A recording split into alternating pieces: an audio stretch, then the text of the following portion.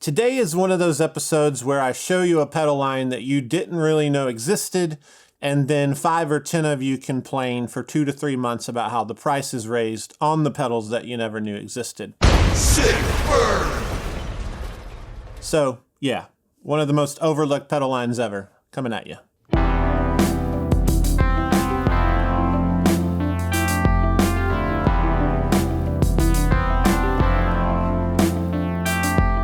In 1995, a prolific pedal designer named Bob Weil starts the company Visual Sound. They were one of the first pedals to break through in the boutique market and one of the first boutique style pedals I ever saw in a big box store like Guitar Center. Designs like the Route 66, overdrive compressor, the Jekyll and Hyde overdrive distortion. I believe this is the first 2-in-1 pedal ever made. The H2O liquid chorus echo. Things like the visual volume that I don't have, but I do have the visual metal. So it's a metal pedal with a treadle. That kind of rhymes. And the one spot. Who doesn't have a one spot? Even if you hate music, you don't own a guitar, and you don't even know what electricity is, there's a one spot in that one drawer in your kitchen. Super successful product. Well, Bob's doing well, and he decides in 2009, he wants to create the ultimate budget line of pedals. We're talking $60-ish down to $40. He wants them to be high quality, metal enclosures, and really solid circuit designs. And he does this with the help of R.G. Keen, who is an effects circuit genius. This is a guy that hangs out on forums like DIY stomp boxes, etc., places that I've learned when I was starting, and just helps people out. Well, he works with Bob a lot on the designs, and they make this line the GarageTone series, and it's excellent. The sounds are great, the quality's great, but this line disappears. It seems like nobody was interested, and today we're gonna play each one, we're gonna listen to it, we're gonna talk about the circuit, and see what you think. First up is the Chainsaw Distortion. I like the color scheme. Let's talk about the circuit. This originally started as a different circuit than what is actually inside of it. So when Bob designed this, he was taking the Marshall Shredmaster topology, which is also what he used inside the Jekyll and Hyde for the distortion. And, you know, they have the product almost done. They're calling it the Chainsaw because it's a high gain distortion. And chainsaws make you think of high gain distortion, or at least they do. You know, when I'm out cutting wood in the woods, I just think of that. And somebody slides this across the table to Bob, the Box of Rock. They decide to change it all up last minute. RG and Bob take the Box of Rock, they remove one of the last stages, do a bunch of tweaks, put it in here, and because of the rush, I guess, they didn't change the name. So what we have here is this strange situation where a product is released, and it says Chainsaw, but it's actually a really beautiful Bassman Plexi style overdrive circuit. So that doesn't make a lot of sense to people, and it might be one of the reasons this didn't take off as a product. It was $49. Can we talk about how insanely cheap that is? $49, metal enclosure, killer circuit, and yeah, just didn't catch on. So let's jam on it. It is a fantastic light medium gain overdrive.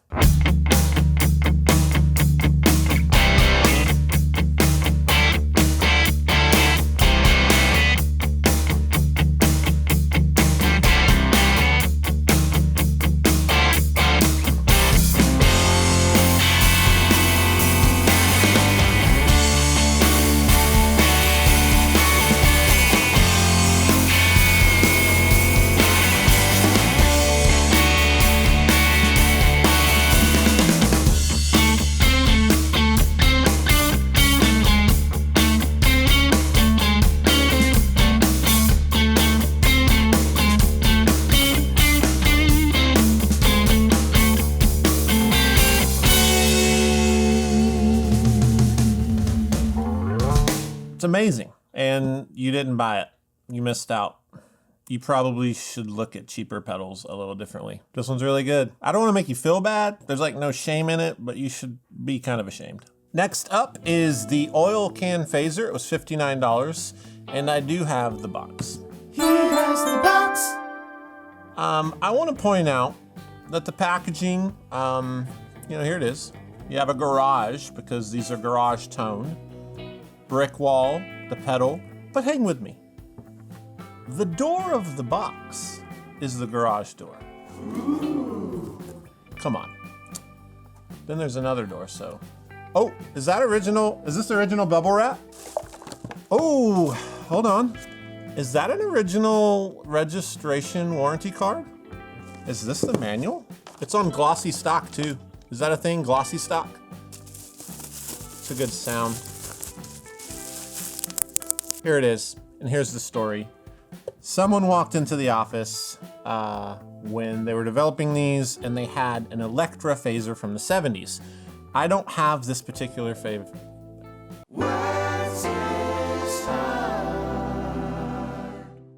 I don't have this particular phaser, and that's okay.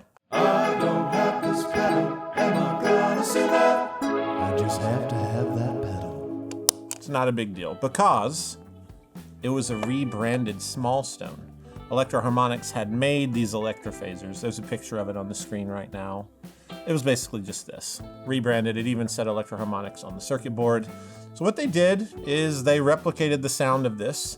The older Small Stones have a very particular sound and different parts. They sound quite different than the newer ones. So it's a pretty special circuit. They took that, replicated it, and instead of the color switch, they installed a knob so you have variable adjustment instead of 2 adjustments. And I think for this song, let's do something like Steely Dan at a kid's 12th birthday party.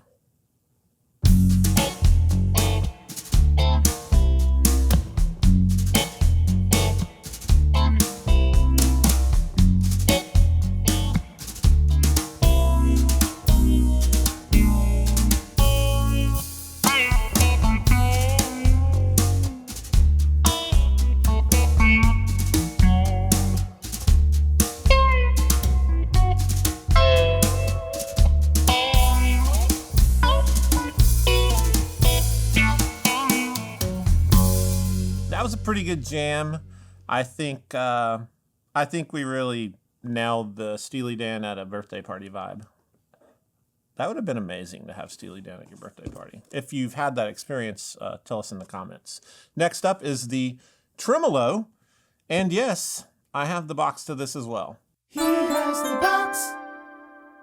Let's open the GarageTone garage door. The other door. Oh, don't have the bubble wrap, but I do have that manual. Oh, guess what's in here? What? Guess what? Unused original rubber feet. Dang. Look at that. Who has anybody else have these? No one. No, they don't. No, they don't. Here it is, the Tremolo. This is a really good replication of a fantastic optical tremolo called the Demeter Tremulator. I don't have a Demeter Tremulator. I'm actually in full shock and denial of this. I don't have this pedal, am I gonna survive? I just have to have that pedal. Because it's an amazing circuit. They have a compulator too, that's awesome. Check out Demeter. Yeah, that's what this is. It's awesome. You have a wave selector from sine to square, good depth, good speed control. I think for this jam, I'm going to add in the chainsaw for some drive, which is not going to sound anything like you think a chainsaw would. Remember that, because it's a nice plexi basement overdrive. I'm going to add that in. And we're going to do, we did Steely Dan at a birthday party. Let's do Radiohead in a Western Saloon, 1856. And let's put the setting, let's do Kansas, like west part of Kansas, really out there, but a nice saloon.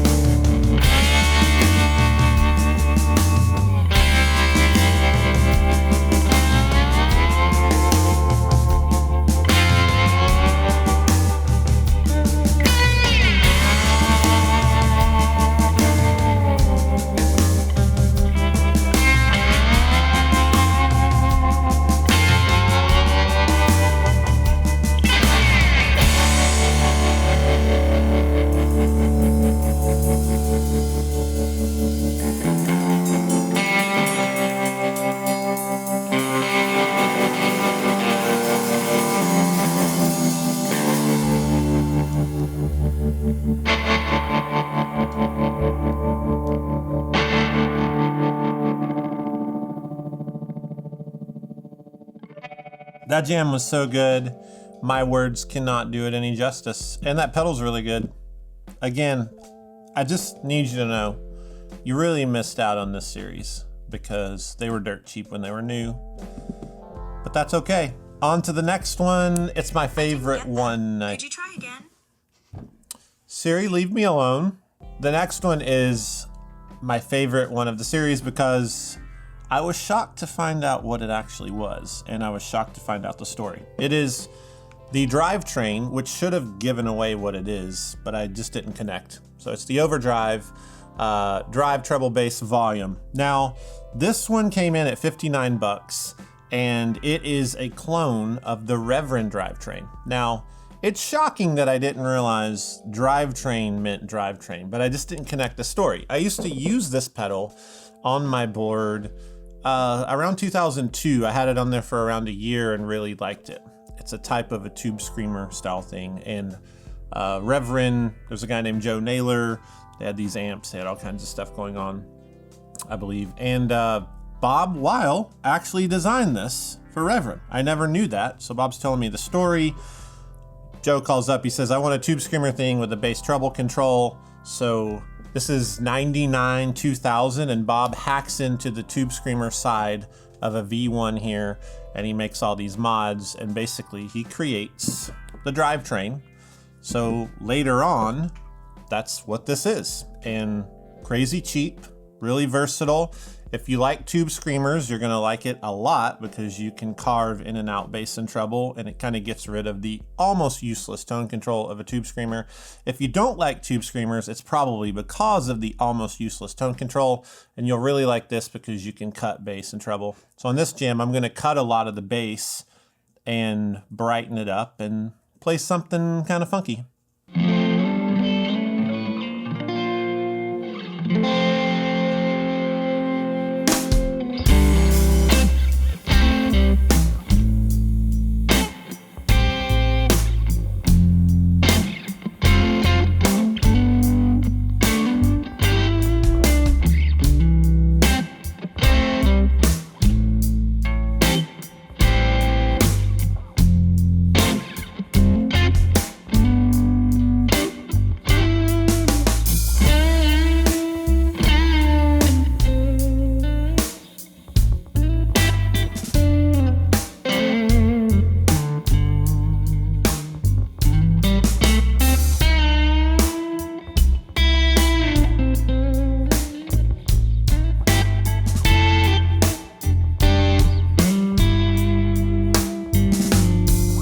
That was not funky. I'm sorry I kind of threw you off there. That was more soulful, like a life insurance commercial and like some 60s R&B song. Choosing a life insurance policy can be difficult. That's why at JHS Insurance, we're making the hard decisions easy. So pick JHS Life Insurance, because you are going to die someday. Next pedal. It is the Axle Grease Delay, $69. I'm not sure the reference to axle grease. It makes me think of Axl Rose, Guns N' Roses, but I know it has nothing to do with that. 69 bucks. It's a great delay. Time, repeats, and level. This is a PT2399 bass delay, and that is a chipset that is used in a lot of pedals. It is originally created for reverberation or echo in karaoke machines, and you can build it in and make it a guitar effect, and that's what has happened here. But along with RG Keen's help, I would say this is one of the most original 2399 sounds I've heard. I actually didn't think it was 2399 when I first played it. When I talked to Bob, he told me, and I almost argued with him because it just has a different character. It feels very, very much like a Bucket Brigade. Yeah, I'm gonna add the Drivetrain back in, and we'll play something kind of spacey and moody. I think we've been too happy in our jams today. Too happy, too thoughtful. We need to be like more moody, more emotional. And so that's where we're gonna go with this.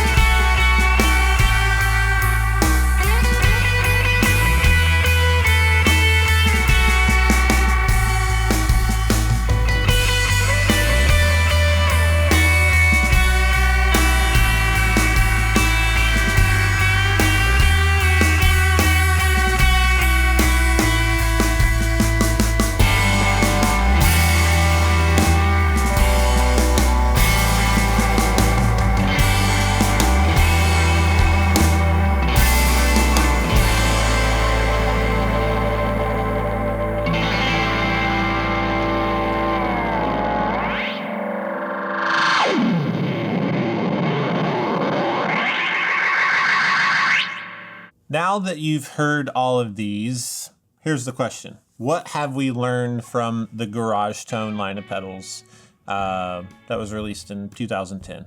What have we learned? I think there's a few things. Just because something is cheap doesn't mean it doesn't sound good or that it's not quality. Sometimes we equate expensive stuff with being better stuff. And with guitar pedals, and in my experience and historically with all the stuff that I've learned about pedal lines over 60 years, that's just not the case. Some of the best pedals ever made were just really cheap pedals. They were very affordable. Some of them are high quality, some weren't, but some sound great and they're very usable. So I think one of the takeaways is that we shouldn't be so snobby with our gear. Secondly is we need to look at pedals differently. We can get really hung up on, that aesthetic's kind of flat, There's just there's no icons, there's no graphics, whatever. There's just a font there. Maybe you don't like the colors, maybe you don't like the names.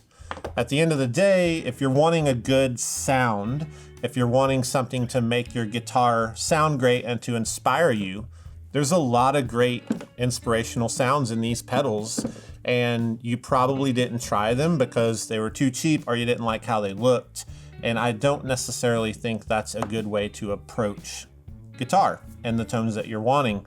You got to open yourself up to buying stuff that you might not love how it looks. We all like to buy stuff that we think is beautiful, and we all like to buy stuff that we associate with. But sometimes there's a lot of great options out there. If you're willing to step away from that, you'll find some sounds that are awesome at a low price. And I'll let this close with Bob on our phone call, kind of giving his statement on why he thinks these didn't work out. And I think I agree with this statement, everything he's about to say. I think if he had done what he's about to say he should have done, these would have done a lot better. I just said done like 4 times, but I'm done. Let's listen to Bob. I would have not tried to make them cheap pedals. I would have, honestly, it's the same advice that I've given to other would-be boutique builders or would-be pedal builders, put it that way. If you're going to get into the pedal business, shoot high. There's too many others doing the mainstream and low market. Go into the higher market, higher price, emphasize the boutique origin of the pedals, if you will, and make the housings look special, go a little extra on the packaging, all that. That's what we should have done. I should have taken my own advice that I'd given to other people, Today's Record Time is brought to you by 2018's The Future and the Past by Natalie Prass. It's a really great record. I don't know what to tell you about it, except from track 1, it's pure fire. Track 1's my favorite song, Oh My. Listen to track 1, and then you're going to want to listen to track 2, 3, 4, etc. It's really, really good. The production's fun because her other stuff up until this kind of sounds nothing like this record, so I really enjoy this. And in the comments, let me know what you think. Let me know what you think that this reminds you of. And just have some general chatter about how good this record is. It's awesome. Thanks so much for watching this. I want to close out with a bit of info. Visual Sound changed its name completely to True Tone in 2015. So go over to truetone.com. There's also the True Tone Lounge on YouTube. It's a really cool show. Go watch that. And Bob is sending in a new power supply, one of their really nice isolated power supplies. We're going to give that away. So there's a link in the description below. Go down there. Fill that out for the giveaway. Be a part of that. Hopefully you win it. You can't all win it, so some of you are going to lose, but we all win because we're in this together. Hit like if you like this, subscribe to the channel, click the bell icon to get notifications of future episodes, and remember, next time you see a pedal that's really affordable, maybe it's really good. Maybe you missed out. Sorry you missed out on these. It's a shame. It's a real shame.